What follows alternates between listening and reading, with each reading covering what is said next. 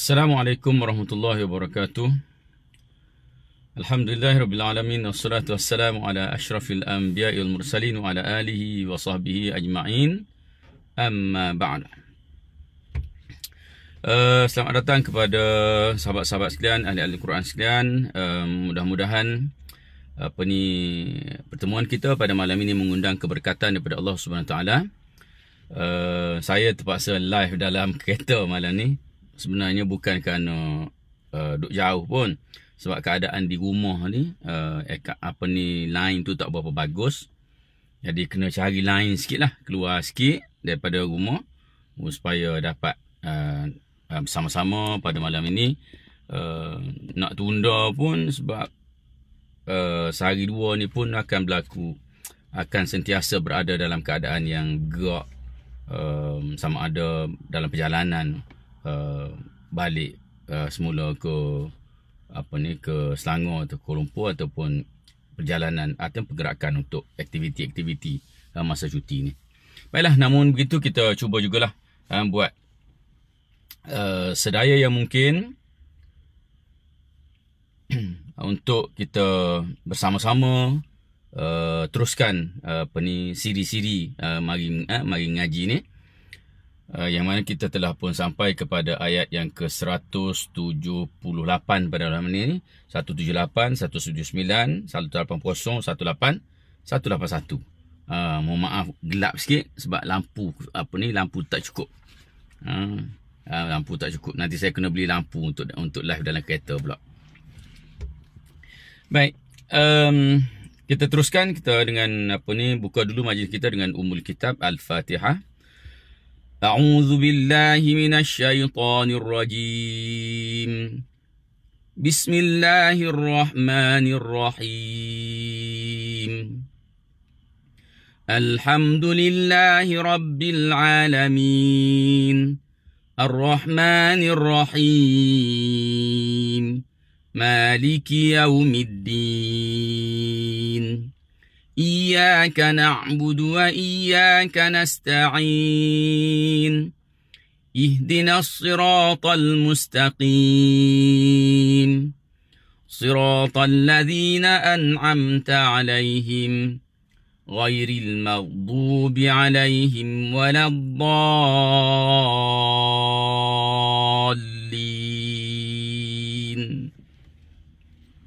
آمين آمين يا رب العالمين.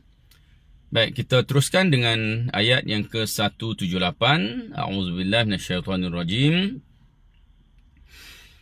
Ya ayyuhalladzina amanu kutiba alaikumul qisasu fil qatla al-hurru bil-hurri wal-'abdu bil-'abdi wal-untha bil-untha. فمن عفي له من أخيه شيء فاتباع بالمعروف وأداء إليه بإحسان ذلك تخفيف من ربكم ورحمة فمن اعتدى بعد ذلك فله عذاب أليم. Sekali lagi. يا أيها الذين آمنوا كتب عليكم القصاص في القتلى الحر بالحر والعبد بالعبد والأنثى بالأنثى فمن عفي له من أخيه شيء فاتباع بالمعروف وأداء إليه بإحسان ذلك تخفيف من ربكم ورحمة فمن اعتدى بعد ذلك فله عذاب أليم. Baik, kita pergi satu-satu. Ya ayyuhalladzina amanu. Ya ayyuhalladzina amanu kita jumpa banyak sangat dah. Ya ayyuhalladzina amanu. Ya ayyu. Ya makhraj dia tak bertemu. Jadi dia menyempit sahaja. Jadi jangan baca dengan ya ayyuha. Jangan tutup begitu. Bagi dia laluan. Ya ayyu. Ya ayyuha. Ayyu. Okey. Ya ayyuhalladzi. Perkataan alladzi jangan sepak lam kena bunyi penuh. Jangan bunyi alladzi. Ni secara tak perasan mungkin akan jadi ayyuhalladzi. Bukan. Patutnya ayyuhalladzi. Ya ayyuhalladzina amanu. Amanu. Hamzah ni dia duduk dalam biji halkum. Marking dia cuba sendawa. Tempat tu lah yang kita nak guna. Kenapa saya suruh sendawa? Kerana sendawa dia akan tutup dua tali suara tu akan rapat. Dia akan sekat angin. Bila kita nak buka sendawa, baru dia terbuka. Hamzah pun terhasil di situ. Terhasil pada tutupan tali suara tadi. Dia tutup. Bila buka, dia terbuka macam tu. Baik.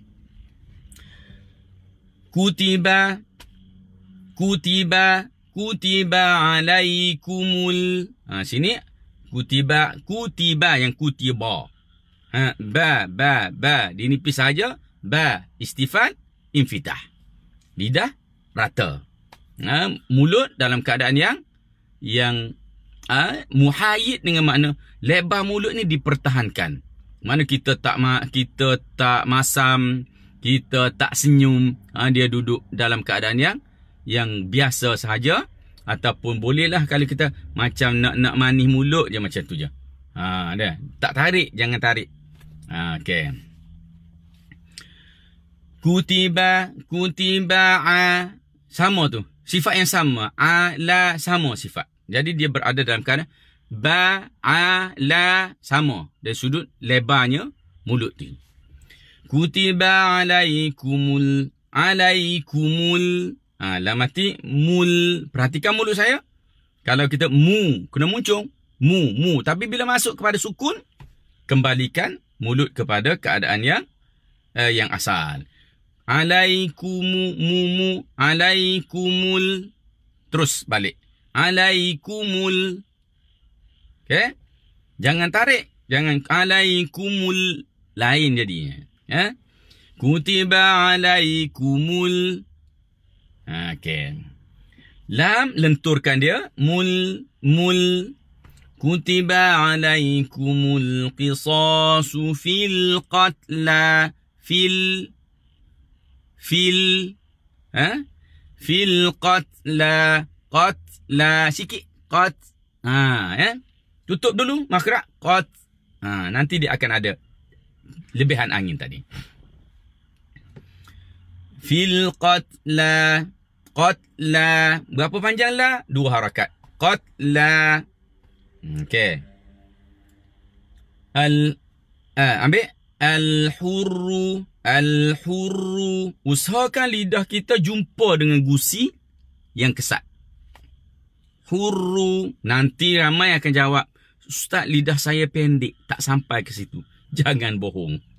Lidah tu tak pendek sebenarnya. Lidah tu memang okey. Cumanya kita tak sampai nak tolak oleh kerana kita tak biasa guna macam tu. Al-hurru. Kena sampai situ. Majoriti orang Melayu, dia akan guna lidah ke langit. Al-hurru. Atas. Ya. Macam mana pun kita nak kontrol. Dari sudut tak nak banyak bunyi getar tu. Tapi dia tak boleh lari daripada makhraj tu. Okay? Al-hurru bil-hurri. Hurru kita ambil tebal. Al-hurru bil-hurri.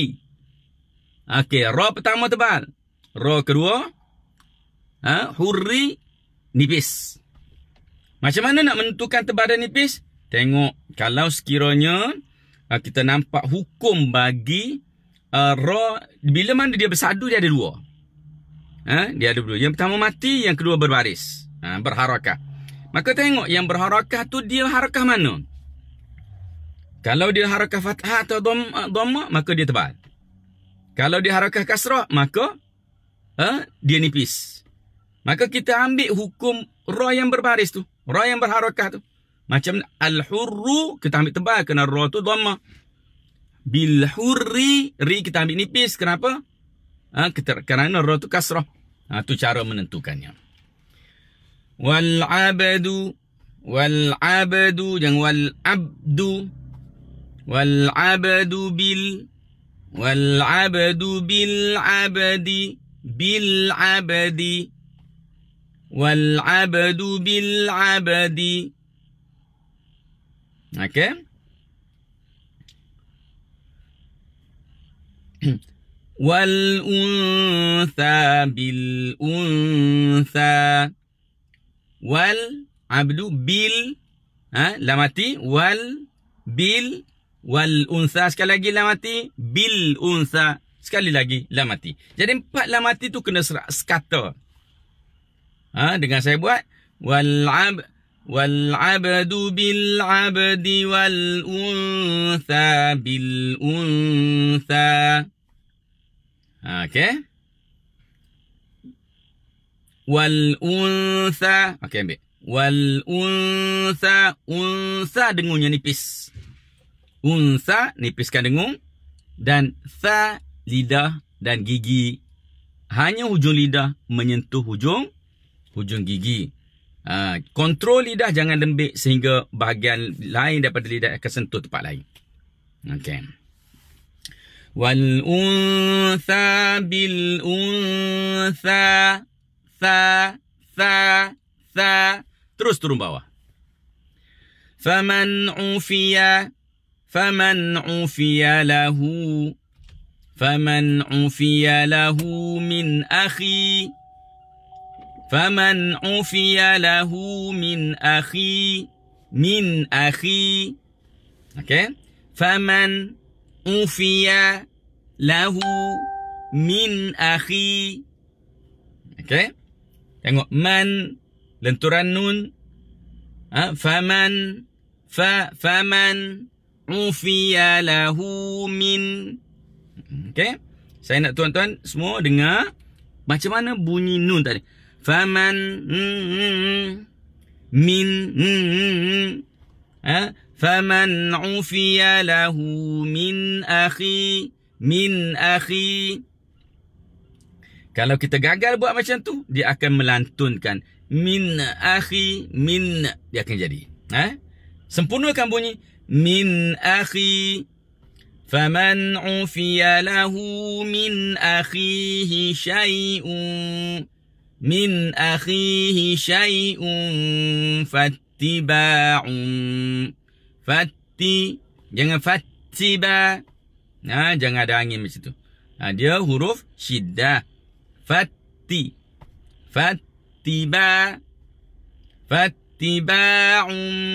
bil ma'ruf.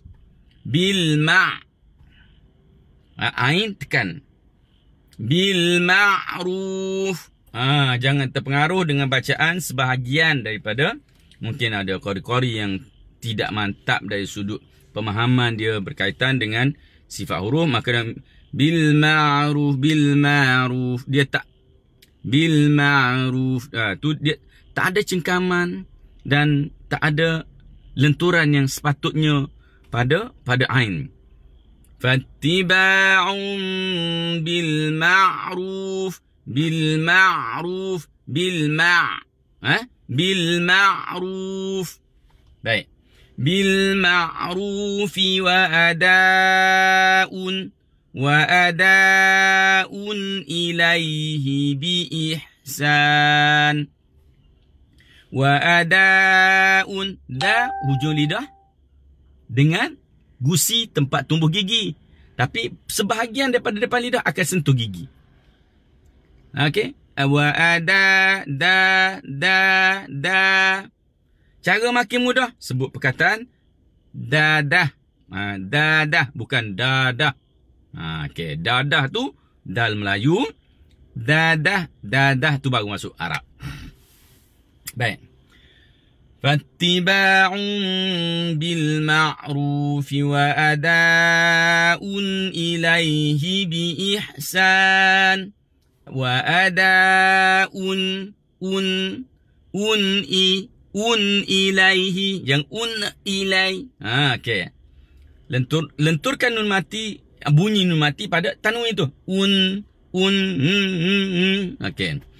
Wa ada'un ilaihi bi ihsan. Okey. Dzalika takhfifun min rabbikum wa rahmah. Dzalika, ujung lidah sentuh ujung gigi. Dzalika jangan buka, angkat pangkal lidah. Takhfifum, tengok. Takhfifum, tengok fu dhamma. Bila masuk pada sukun, takhfifum.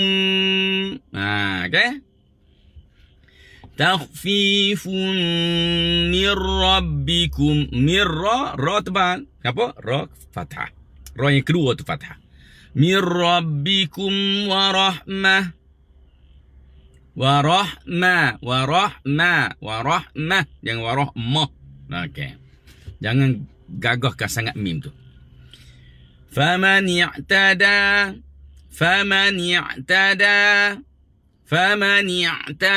ain. Ya, tengok. Famani.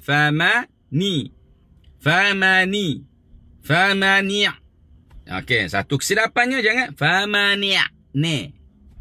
Jangan baca famani'tada. Famani'tada. Tada. Okey. Ta dengan da ni dia hampir adik-beradik lah. Tempat dia dekat-dekat. Okey. Ba'da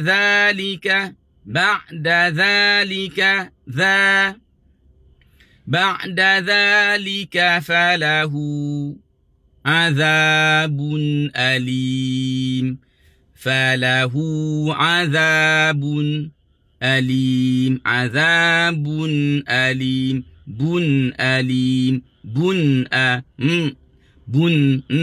Tu bunyi dia. Falahu azabun alim. Ali, bukan alim. Okey. Oh, kita kan selalu orang alim. Jadi dia teringat, terikut-ikut. Alim. Jadi azabun alim. Dia jadi tak tahqiq makhraj huruf dan bunyi tu. Li sepatutnya. Lam, bunyi dia li. Ya tu tak ada bunyi. Ya dia ikut bunyi lam je. Dia panjang ikut bunyi lam je. Azabun lim. Baru masuk mim. Okey. Baiklah. Kita tengok sedikit terjemahan. Ya ayyuhalladzina amanu. Wahai orang yang beriman. Kutiba alaikumul qisas. Diwajibkan. Kutiba ditulis. Makna asalnya ditulis. Tapi benda dah tulis dah, makna benda wajib. Okay. Allah banyak guna perkataan kutiba ni untuk menunjukkan makna wajib. Kutiba alaikumul qisas. Ditulis, diwajibkan ke atas kamu al-qisas. Hukum qisas. Fil qatla. Pada orang yang terbunuh. Orang yang dibunuh ni, maka ada hukum bagi pembunuhnya. Al-hurru bil-hurri. Orang merdeka dengan orang merdeka. Wal-abdu bil-abdi. Hamba dengan hamba. Untha bil-untha. Perempuan dengan perempuan.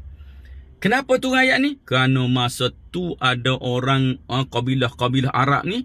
Ada yang bergaduh. Ada yang bunuh-bunuhan. Jadi mereka ni nak mereka nak balas. Kadang-kadang mereka nak balas lebih daripada yang sepatutnya.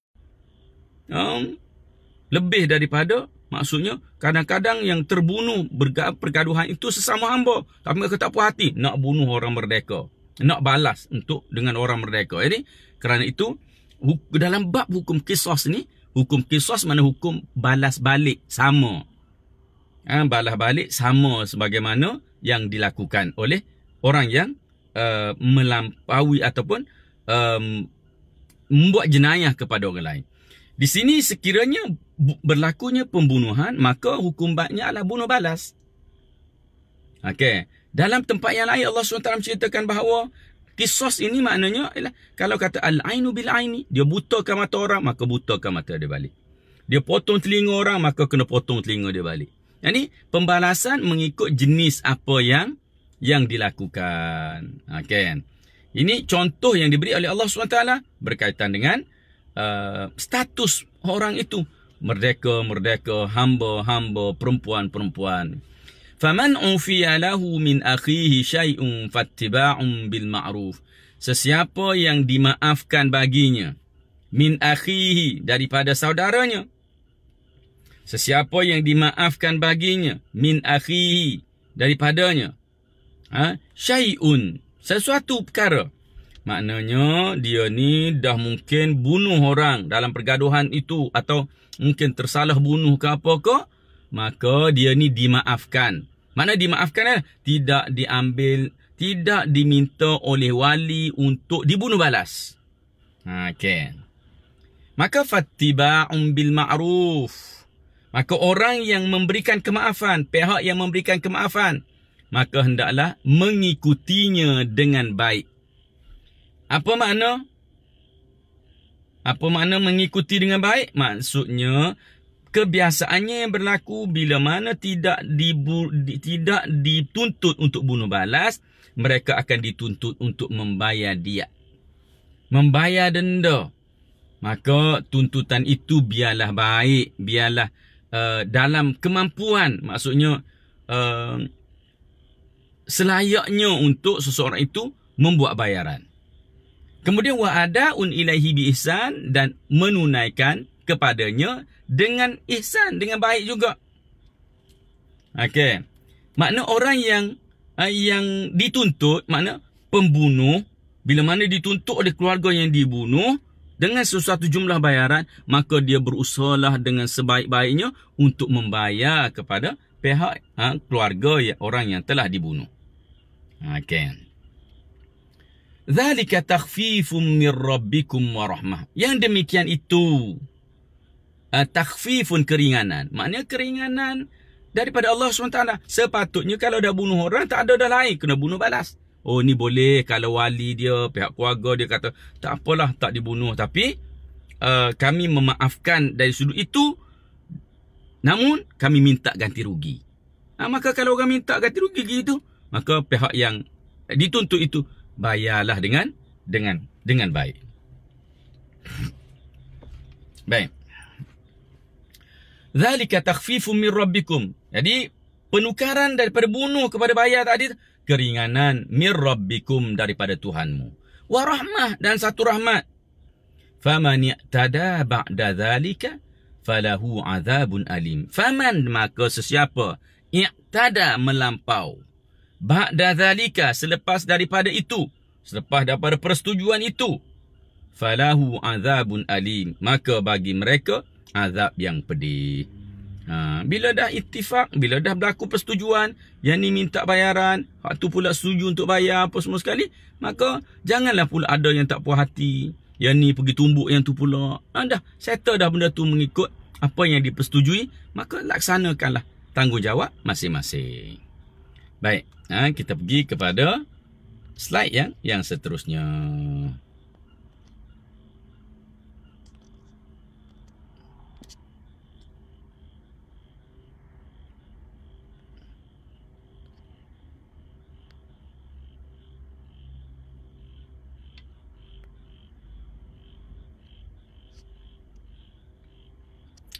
Baiklah, kita baca. A'udzubillahi minasyaitonirrajim. Walakum fil qisasi hayatun ya ulil albabi la'allakum tattaqun. ولكم في القصاص حياة يا أولي الألباب لعلكم تتقون كتب عليكم إذا حضر أحدكم الموت إن ترك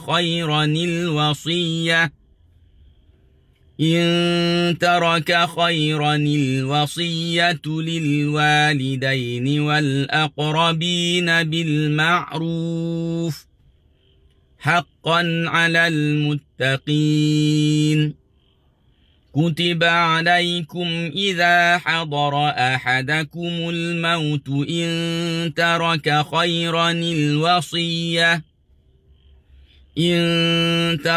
خيرا الوصية للوالدين والأقربين بالمعروف حقا على المتقين فمن بدله بعدما سمعه فإنما إثمه فمن بدله بعدما سمعه فإنما إثمه على الذين يبدلونه إن الله سميع عليم فمن بدله بعدما سمعه فإنما إثمه على الذين يبدلونه إن الله سميع عليم ولكم jangan sebut waw macam mana muncung kadu sikit. Wa lepaskan. Wa buka dan lepaskan muncung. Wa. Okey? Walakum balik semula. Walakum fil qi. Sebutkan qi biar besar tapi dalam keadaan mulut yang tarik sikit. Fil qi. Ya, maka dia tak akan jadi qi. Okey? Jangan bunyi walakum fil qisas. Walakum fil qisas. Juga jangan fil qisas. Okey? Walakum fil qisas. Jangan muncul so. Walakum fil qisas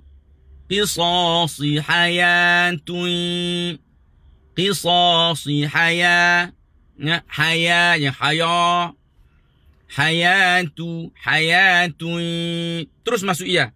Hayatun ya ulil albab. Ya ulil albab la'allakum tattaqun. Ulil lamati. Al lamati. Ba. Okay. Ba jangan ba. Ya ulil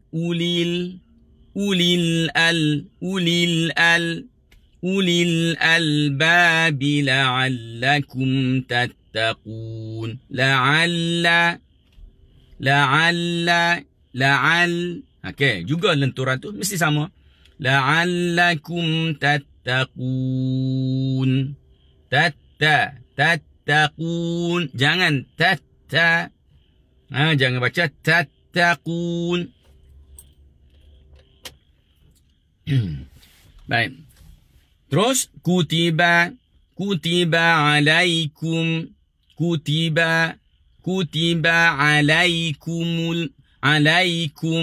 Alaiku asalnya. Kum. Okey.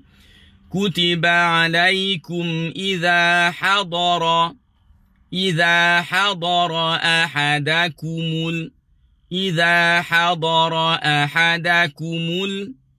ahadakumul mautu in jangan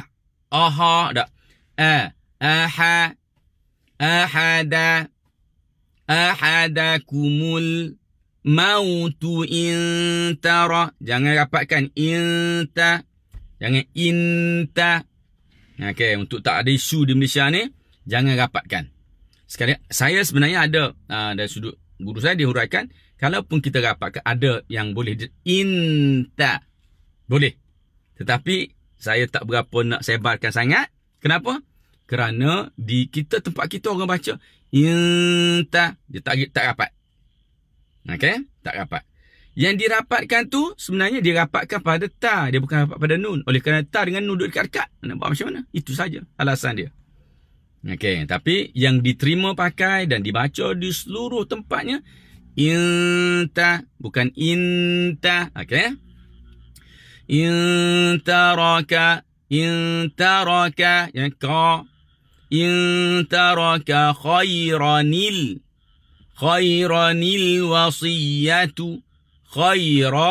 Khairanil wasiyatu. Macam mana jadi khairanil? Khairan, kemudian hamzah wasal ada kat situ, al wasiyah.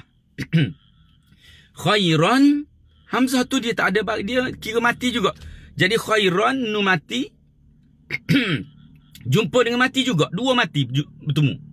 Bila dua mati bertemu, maka kena hidup satu. Macam mana nak bawa? Nak pergi ke mana? Kalau dua-dua mati duduk situ. Oleh kerana dia nak jalan, mesti satu kena hidup. Jadi yang mana nak hidupkan? Hidup yang awal. Hidup yang awal. Supaya dia boleh tolak yang mati. Nak hidupkan tu, nak hidup bagaimana? Asalnya. Ni saya nak bawa kembali kepada asas penetapan bahasa. Ini dibincangkan dalam pengajian bahasa. Macam mana sebenarnya ketetapan awal untuk menghidupkan khairanil wasiyah tu. Dia khairan ada nun kat situ. Nun tu nak dibariskan mana? Nak baris atas ke bawah ke depan? Nak baca khairanal wasiyah, khairanul wasiyah, khairanil wasiyah. Nak baca yang mana? Tuan-tuan mesti jawab khairani. Memang macam tu. Ini ceritanya setelah ditetapkan. Apa yang saya ceritakan ini adalah sebelum penetapan itu, orang Arab seolah-olah memilih mana satu nak ambil. Khairanal wasiyah berat, khairanul wasiyah berat. Maka khairani lah yang paling ringan dalam tiga-tiga tu. Lalu dipilihlah khairanil wasiyah. Ini ketetapan sebelum ditetapkan bahasa dulu lagi. Bila wallahu alam tak tahu. Kita terus bacalah, tak ada pilih-pilih dah. Dah confirm dah khairanil wasiyah. Baik. In taraka khairanil wasiyatu lil walidaini wal aqrabina bil ma'ruf. Lil walidaini, lil wa, tengok saya, lil wa, lil wa lidaini wal aqrabi, wal aq, jangan wal aqra, wal aqrabina bil ma'ruf, bil ma'ruf, dua perkara, bil ma'ruf. Okey, bil ma'ruf, akhirnya ruf, gigi dan bibi dalam. Haqqan, ha, buka mulut, ha, haq alal muttaqin, alal muttaqi, qi jangan ki, haqqan alal muttaqin. Faman baddalahu, rapatkan, faman baddala, jangan faman baddala. Kita dah bagi banyak kali bagi tahu, semakkan ulama-ulama, bacaan pada nun mati bertemu dengan ba, itbaqus syafatain, rapat tapi jangan ditekan. Okey. Walaupun dulunya ramai orang baca faman baddalahu. Okey. Faman baddalahu ba'dama sami'ahu, ba'dama sami'a, jangan sami'a, sami'ahu, ain kena buat kerja a, bukan a. Ba'dama sami'ahu fa innama ithmuhu, fa innama, maafkan saya sini sepatutnya mat, fa innama ithmuhu, 4 harakat, فإنما إثمه على الذين يبدلونه. Yubaddi, yang yubaddi, jangan berhenti, yubaddi, angin tekanan, yubaddi ala allazina yubaddiluna. Innallaha sami'un alim. Innallaha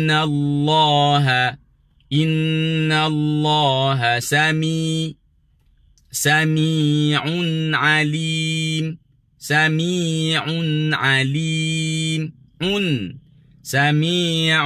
alim.